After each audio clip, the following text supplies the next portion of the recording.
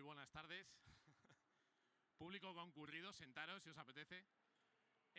Nada, pues me llamo Javier Pastor, soy portavoz en Bit2Me, que es un exchange español, una plataforma de compra y venta de Bitcoin y criptomonedas. Llevamos desde el año 2014 creando productos, servicios que conecten el mundo del dinero tradicional, el dinero fiat, con Bitcoin y los criptoactivos. A mí me encanta hablar de Bitcoin, así que en esta charla de media hora voy a hablaros de lo que considero que es la propiedad privada más poderosa de la historia. Creo que es un cambio de paradigma y que, bueno, pues que todos tenemos un granito de arena o algo que nos pueda aportar esta tecnología maravillosa, ¿no? Entonces, esta charla, que normalmente la empiezo con la historia del dinero, la historia de los imperios y todo esto, hoy la voy a empezar por el tejado. La voy a empezar por un tema que normalmente no trato de entrada, pero como en estos paneles ha habido diferentes personas que han hablado de blockchain, de Web3 y de otros conceptos, voy a intentar que entendamos todos de forma sencilla y directa por qué esta disrupción es tan importante, ¿vale? Y aquí diréis, bueno, pues aquí tenemos una imagen de la primera blockchain que se hizo en 1991, que fue crear hashes, que sería la huella dactilar de un conjunto de datos. Nosotros podemos introducir un conjunto de datos al sistema SHA-256, que imaginaos que es un embudo donde nosotros metemos información, ya sea música, ya sea texto, ya sea vídeo, y esto lo que hace es triturarlo, combinarlo, y nos sale una huella dactilar. Eso es el hash, ¿vale? Ahora entenderemos o veremos por qué creo que esta parte es muy importante. Bitcoin al final es una sucesión de hashes, es una sucesión de verdades, es una sucesión de datos, de transacciones que se están produciendo de un punto A un punto B. Y lo que vamos a ver aquí es por qué Bitcoin es algo tan especial que empodera tanto, y lo vamos a conectar con la idea de propiedad privada, ¿vale? Pero queda clara la idea de hash, que es una huella dactilar que es el resultado de los datos que hemos introducido previamente. Vale, a mí sí me gusta hablar de los mitos de la blockchain, porque cuando hablamos de blockchain, lo llevamos escuchando muchísimos años, pensamos que es una tecnología per se descentralizada, y eso no es cierto. La blockchain por necesidad no es descentralizada. Bitcoin es descentralizado, porque podemos todos participar, podemos auditar y podemos ver de forma transparente qué es lo que está pasando en esta red. Por eso es una red tan especial. Podemos crear y lanzar diferentes cadenas de bloques que tengan esos hashes, esas huellas dactilares sucesivas, sí, pero Bitcoin es diferente a las demás. Y ahora también os voy a intentar mostrar por qué, ¿no?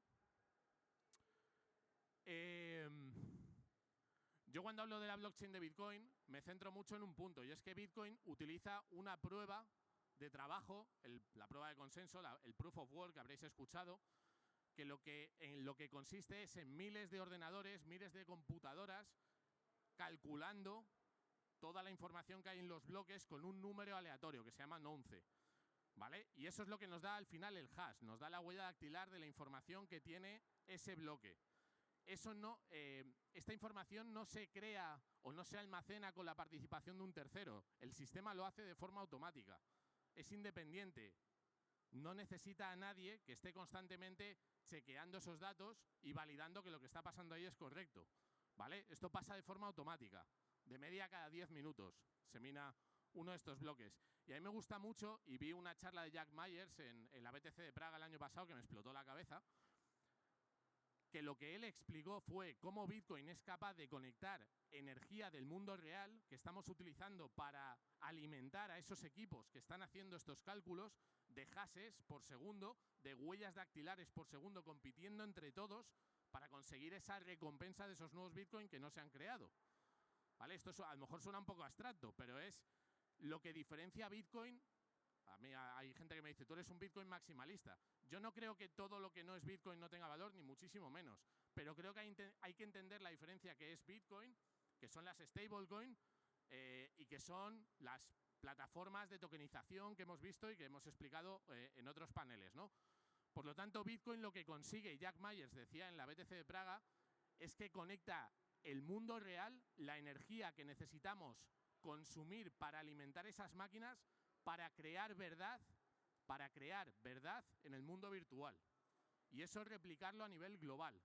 Es decir, una de las genialidades que tuvo Satoshi Nakamoto creando Bitcoin es conectar algo que sucede en el mundo físico con algo que sucede en el mundo virtual y que no esté desconectado.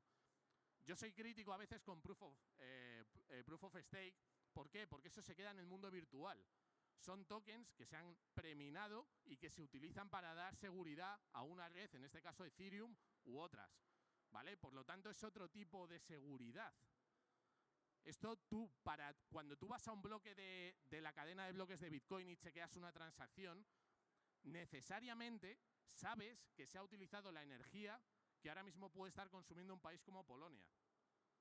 Bueno, el otro día, ya como anécdota, con el apagón que hubo, nos dirigimos a las eléctricas y les dijimos, Bitcoin además es un driver energético, porque la minería de Bitcoin es como una pila que puedes encender y apagar.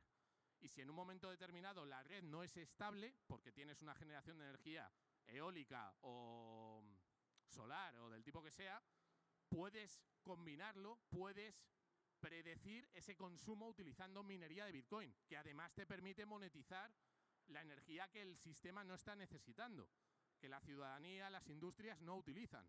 Por lo tanto, tienes un estabilizador de la red y una forma de monetizar la energía que no necesita consumo en ese momento. O sea, que más allá de la parte monetaria, de la parte tecnológica, en la parte energética esto tiene un papel fundamental. Y aquí en España yo creo que tenemos una oportunidad con Bitcoin y con la minería, a pesar de que queden 1.100.000 unidades por minar, enorme, porque, bueno, no sé si sabéis el precio de Bitcoin ahora mismo cómo está. Si veo caras alegres, eso es que sí.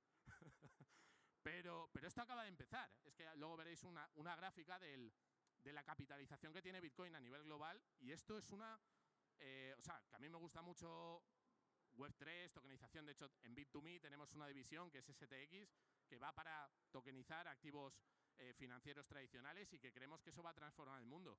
Pero lo que esto representa, lo que esto va a hacer, no somos conscientes de ello. Y sí.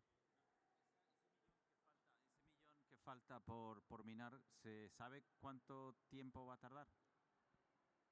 Sí, eso sí iba a decir. ¿Cómo te llamas? Rui. Si me queréis interrumpir para alguna cosa, Rui comenta que, claro, que cuánto queda para que ese 1.100.000 unidades que todavía no se han minado se terminen de minar. Eso va a pasar hasta el año 2140. ¿Vale? 2140 se calcula que el último Bitcoin se minará. Entonces, claro, luego hay gente que dice, bueno, ¿y cuando se acaben los Bitcoin qué va a pasar? La recompensa que reciben los mineros por poner estas máquinas y estar consumiendo energía, lo hacen porque reciben una recompensa de los nuevos Bitcoin que no se han emitido, ese 1.100.000, más las fees de minería de cada bloque. O sea, en cada bloque, cada vez que alguien transfiere Bitcoin, sabes que tienes que pagar un fee. Pues ese fee también se va para el minero que ha conseguido minar ese bloque. ¿Vale? Y eso es otro incentivo. Si el precio de Bitcoin se va a 1 millón, a 10 millones o a donde se vaya, esos mineros van a estar suficientemente incentivados por el precio que tiene el activo a seguir minando Bitcoin. ¿Vale? Entonces todavía queda un poquito. Pero sí que es verdad que la mayoría de los Bitcoin ya están distribuidos. Que eso no significa que se vayan a mover. Algunos de ellos están perdidos, porque los dueños perdieron las claves privadas, y eso lo hace todavía más escaso. Bueno, hablaba de la propiedad privada. A mí la historia me gusta muchísimo y el poder también. O sea, yo soy una persona que en redes sociales intento conectar lo que significa Bitcoin con la política, con la filosofía y con ese mensaje de libertad. Yo creo que esto es una herramienta de empoderamiento que históricamente no hemos tenido al alcance los individuos para emanciparnos del poder establecido. Y ahora mismo tenemos al alcance una herramienta que nos empodera porque nos permite tener propiedad absoluta de un activo inconfiscable. Y esto es una locura. Porque el poder, desde los romanos, los griegos, el código de Hammurabi, todo el mundo se esforzaba en poner las herramientas necesarias para poder acceder a la propiedad de los demás. En el momento en el que tú tienes un límite a la propiedad, a la capacidad que tiene el poder establecido, en este caso el Estado, nación, para confiscar, embargar los bienes de los ciudadanos, estás dando una herramienta a la ciudadanía, a la población, enorme, ¿no? Y yo creo que eso, pues hay que saberlo, hay que saberlo. Aquí hablo de dominios porque, si os fijáis, también ha habido un desarrollo de los diferentes dominios que han existido y que se han intentado también controlar a lo largo de la historia. Hablamos del dominio de la tierra, pues sería la delimitación, ¿no? Cuando Magallanes termina de navegar alrededor del mundo, se cierra el mapa con las fronteras, con los continentes, y ahí ya podemos hacer una repartición del territorio del dominio terrestre. Pero claro, luego nos vamos en la exploración marítima y tenemos otro dominio, el mar. Tenemos el aire. En la Primera Guerra Mundial hubo un general muy famoso inglés que dijo que los aviones iban a ser algo anecdótico. Imaginaos el impacto que tuvo eso en la Segunda Guerra Mundial. Esto lo conectaré con Bitcoin, porque hay teóricos, hay un libro que se llama Soft War, de Jason Lowery, que es un militar del ejército aéreo estadounidense, que dice que Bitcoin y la minería de Bitcoin es la red o es el siguiente dominio en el que va a haber guerra militar, y que Bitcoin y la prueba de trabajo puede ser una herramienta de protección. O sea, esto es tremendo. El libro se llama Soft War, muy bueno. El espacio exterior, lo vemos con, por ejemplo, la guerra de Ucrania y Rusia, ¿no? Donde, bueno, pues se cortan las comunicaciones y tienes a una empresa privada, que es Starlink con Elon Musk, que le da conexión a todos los ciudadanos de Ucrania. Entonces estamos en otro dominio, el dominio del espacio, y hablamos de otro dominio nuevo que es el ciberespacio. ¿Qué han hecho los poderes establecidos a lo largo de toda la historia? Tratar de controlar y dominar todos estos dominios. Y ahora estamos saltando al mundo del ciberespacio. Y en el ciberespacio no había ninguna propiedad privada. Y Bitcoin es la propiedad privada del ciberespacio, que tiene unas características y unas reglas distintas a todo el resto de activos, de propiedades. Hablo de real estate, o de oro físico, o de equity, o de lo que quieras, o de bonos estatales, ni te cuento, de dinero que tengas en el banco en cualquier sitio, ¿no? Bitcoin lo podemos tener nosotros. Es que eso es muy importante, ¿no? Aquí, bueno, como siempre le tengo que meter un puntito de dónde nos encontramos ahora. Pues ya lo veis, esto es un diagrama, una gráfica del auge y caída de los imperios desde el siglo XV, y cada línea representa un país. Esto está sacado de un libro de Ray Dalio, que es un inversor, el CEO de Bridgewater en Estados Unidos, y tiene un documental en YouTube que se llama The Changing World Order, que también os lo recomiendo, está muy bien, donde te cuenta cómo hay un auge y caída de entre 80 y 120 años. Pues estamos viviendo ese momento. Estamos viendo una caída del imperio hegemónico que es Estados Unidos. A nivel geopolítico lo estamos viendo todos los días con las decisiones que tomen, ¿no? Ahora el tema de los aranceles, tema de abandonar lugares donde tenían desplegado el ejército, Afganistán y este tipo de cuestión. Y vemos un imperio desafiante, que sería China. O sea, tenemos a China subiendo de forma vertical y Estados Unidos en declive desde... Esto yo lo sitúo más o menos en 1971. Me gusta esa fecha porque además fue la fecha donde se desvinculó el patrón oro, ¿no?, del dólar. Estaban vinculados y se desvinculó. ¿Y qué ocurre cuando tenemos cruces donde un imperio desafía a otro? El imperio negro es el Reino Unido, los Países Bajos, China y España, ¿no? España también estuvo en ese punto. Pues que hay un conflicto, que son las barras de color gris verticales. Entonces, nos estamos encaminando hacia un conflicto global ahora mismo, a un problema bélico. Pues tiene toda la pinta. ¿Y qué ocurre y por qué os pongo esta gráfica en una charla de Bitcoin? Porque la destrucción que hay en momentos de este tipo de la divisa que utilizamos en cada jurisdicción, en este caso el euro o el dólar o el peso, me da lo mismo, es brutal. Y el riesgo que tienes teniendo cualquier tipo de activo también. Imaginaos en la Segunda Guerra Mundial, que fue el anterior cambio de régimen, si los judíos llegan a poder tener Bitcoin cruzando fronteras. O imaginaos que eras ucraniano, te invade Ucrania, te vas de Ucrania con tu familia y en la frontera no te pueden quitar tu Bitcoin. Es la propiedad privada más poderosa de la historia. Y la gente todavía no le está prestando la atención que yo creo que tenemos que prestarle, ¿no? Por lo tanto, momento histórico de cambio a nivel global, cambio de orden mundial, pero no solamente de orden mundial desde el punto de vista hegemónico de un país o de otro país, sino de modelo. Estamos cambiando de la era industrial a la era de la información, que eso es otro cambio que va acompañado de la inteligencia artificial y otras tecnologías. O sea, estamos viendo una macrotransformación brutal. Y este es un poco el modelo desde el año 1944. Habréis escuchado el acuerdo de Bretton Woods, de pues los 44 países vencedores de la guerra ponen a Estados Unidos como referente, que se extiende hasta 1971 ¿Y qué pasa en 1971? Pues que Richard Nixon sale en televisión diciendo por el ataque de los especuladores voy a desvincular el patrón oro. ¿Por qué? Porque Charles de Gaulle y otros mandatarios tenían el oro guardado en Fort Knox y dijeron, oye, que yo quiero mi oro. Toma tus dólares, que yo quiero mi oro, ¿no? Y claro, no estaba ese oro. Entonces dijeron, vamos a desvincularlo. O sea, eso fue...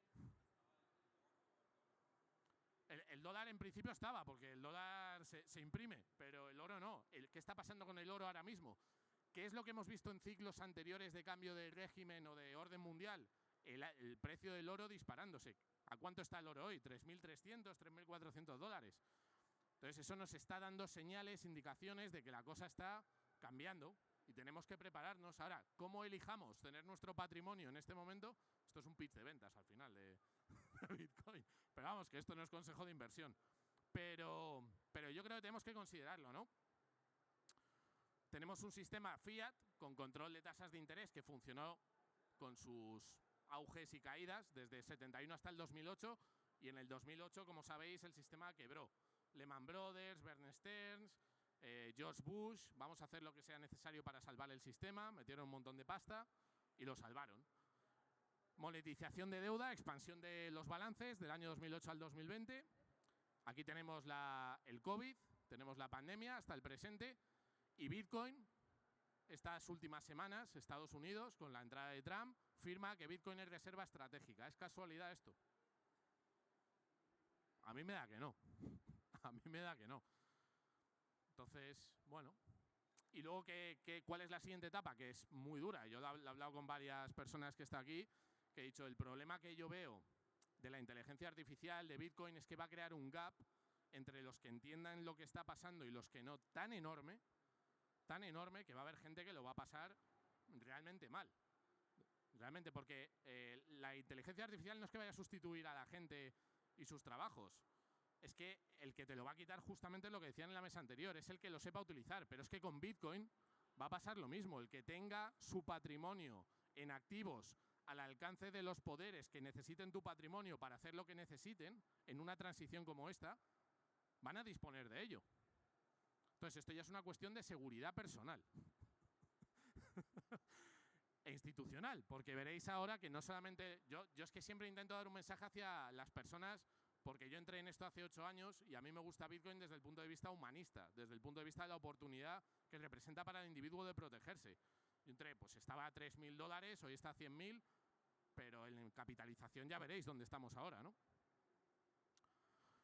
¿Qué es lo que está pasando en Estados Unidos? Reserva estratégica, el SAB 121, que es la adopción bancaria. Ayer la CCO en Estados Unidos retiró todas las limitaciones que hay en el sector bancario para custodiar, comprar y vender Bitcoin y criptomonedas.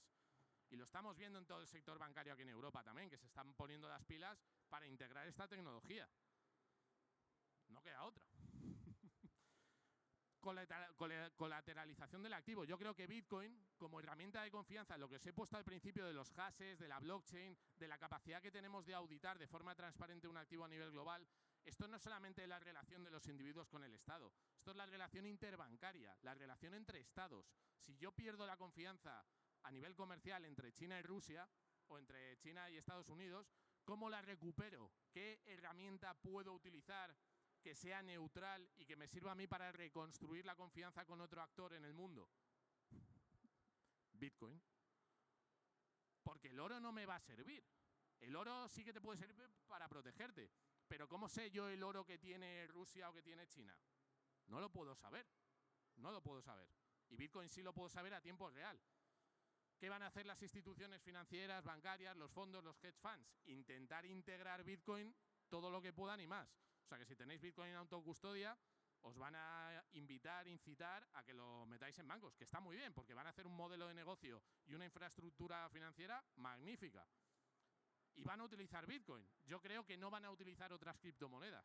Que el USDT, USDC, EURT van a tener un rol muy potente. Las stablecoins, sí, porque eso a Estados Unidos, de hecho, como sabéis, ¿para qué les sirve? Pues que si tú eres una empresa o eres una entidad financiera, emites USDT y eso te permite llegar a Brasil, te permite llegar a la Unión Europea, que ahí es donde el Banco Central Europeo dice, que ¿cómo? Que va a haber un token referenciado en dólares que va a poder tener una persona gastando en Estocolmo, en Madrid o en París. No, no, no, no. Aquí vas a tener que cumplir con una serie de normas para que tu token se comercialice a través de plataformas como la nuestra. Por lo tanto, es una guerra monetaria también que hay detrás. Y por eso Trump está incentivando y todo el gabinete están apoyando el desarrollo de este modelo. Porque eso empodera y fortalece al dólar. Entonces, bueno, yo creo que nos encaminamos a un nuevo sistema de ahorro. Creo que la humanidad, desde hace cientos de años, miles de años, ha buscado formas de preservar el valor y transmitírselo generación tras generación a sus hijos. Y que no ha habido un modelo, no ha habido una tecnología que permita hacer eso de forma eficiente, porque se ha perdido valor por el camino, o porque no lo puedes transportar de un sitio a otro, o porque no es confiable, etc. Bitcoin se puede entregar a tus descendientes, a tus hijos, dándoles 12 palabras o 24 palabras escritas en un papel, sin necesidad de la intervención de un tercero. De hecho, tú puedes tener un monedero de Bitcoin, tienes 3 hijos, le das un passphrase a cada uno, que es una palabra que combinas con esas 12 palabras, y cada uno tiene acceso a una parte del monedero de forma automática. Y si ya te pones así un poco de decir, oye, y además lo voy a hacer utilizando las herramientas actuales, te vas a un notario, dejas las 12 palabras, que no sirven para nada sin las passphrase, y si te mueres, pues que tus hijas vayan a sacar las 12 palabras y las combinen, y pagas 30 euros por dejárselo a un notario. ¿No te han dejado? Pues habrá alguno que sí, no lo sé. A ver. Bueno, un texto. Bueno, no lo sé. Alguna manera habrá. Pero bueno, es una idea. Yo no lo he hecho, pues no tengo hijos, pero me parece interesante. El poder ir a un notario, dejarle una carta escrita con una serie de instrucciones. Ok. Bueno, pues mira. Aprendiendo algo nuevo. En Estados Unidos sí. Y esto tiene implicaciones para el poder muy profundas, ¿no? Porque hay un libro que también os recomiendo, que es La filosofía de Bitcoin, de Álvaro de María, donde él habla de la potestad y la autoridad, ¿no? Que combinadas forman la soberanía. Y estos dos conceptos que ahora mismo disfruta el Estado son desafiados. Por un lado, la autoridad, el saber socialmente reconocido, está siendo desafiado por las redes sociales. Habéis visto a los youtubers, a los que son creadores de contenido, el dolor que está creando a los medios de comunicación tradicional, ¿no? En general. Y están trasladando un mensaje alternativo a los medios tradicionales. Ahí pierdes autoridad. Pero también pierdes potestad, porque en el ciberespacio tu fuerza no se puede ejecutar. No tienes ese músculo, la policía, el ejército, las fronteras, no lo tienes en el ciberespacio. ¿Por qué? Porque 12 palabras las puedes tener aquí, ¿vale? Entonces eso complica mucho a nivel jurídico traer justicia, que es uno de los papeles que tiene el Estado. Y esto en ese libro lo desarrolla muy bien Álvaro. Os lo recomiendo, está fenomenal. Y yo creo que vamos a un nuevo orden mundial. Esto suena un poco a conspiración y tal, pero creo que vamos a una reorganización y que aquellos países, y yo siempre intento que aquí en España, además de todas estas cosas que están entretenidos los políticos, vean que esta tecnología, como el país no la adopte antes que nuestros competidores, va a ser pues como empezar a construir el ferrocarril 100 años más tarde que lo que hizo Inglaterra. Y es que es lo mismo. Entonces tenemos que estar pendientes y atentos. Por eso cuando sale un partido político, cuando sale un político, por muy Trump que sea, que a mí Trump no es que me apasione ni me guste, y muchas medidas no estoy de acuerdo, pero el tema de Bitcoin está bien asesorado. Entonces aquí en España ojalá hubiese algún partido que lo hiciese. Y termino, que me están ya avisando. Antes hablaba de la capitalización que tiene Bitcoin en este momento para que veáis el momento en el que nos encontramos. Bitcoin en $100.000. El resto de activos son los activos que ha utilizado todo el mundo para ahorrar patrimonio. ¿Qué creéis que pasa cuando se abren, cuando se forma reserva estratégica? Cuando se aprueba el estado de New Hampshire ayer Bitcoin como reserva estratégica. Cuando las instituciones bancarias más importantes del mundo, los ETF, BlackRock, están ofreciendo este producto. Pues os dejo este diagrama y termino con ello. Así que nada, yo creo que estamos ante la creación el nacimiento, el desarrollo de la tecnología más empoderadora que existe, la propiedad privada más potente que nunca hemos tenido, y bueno, que espero que todos lo aprovechemos. Así que muchas gracias por la atención.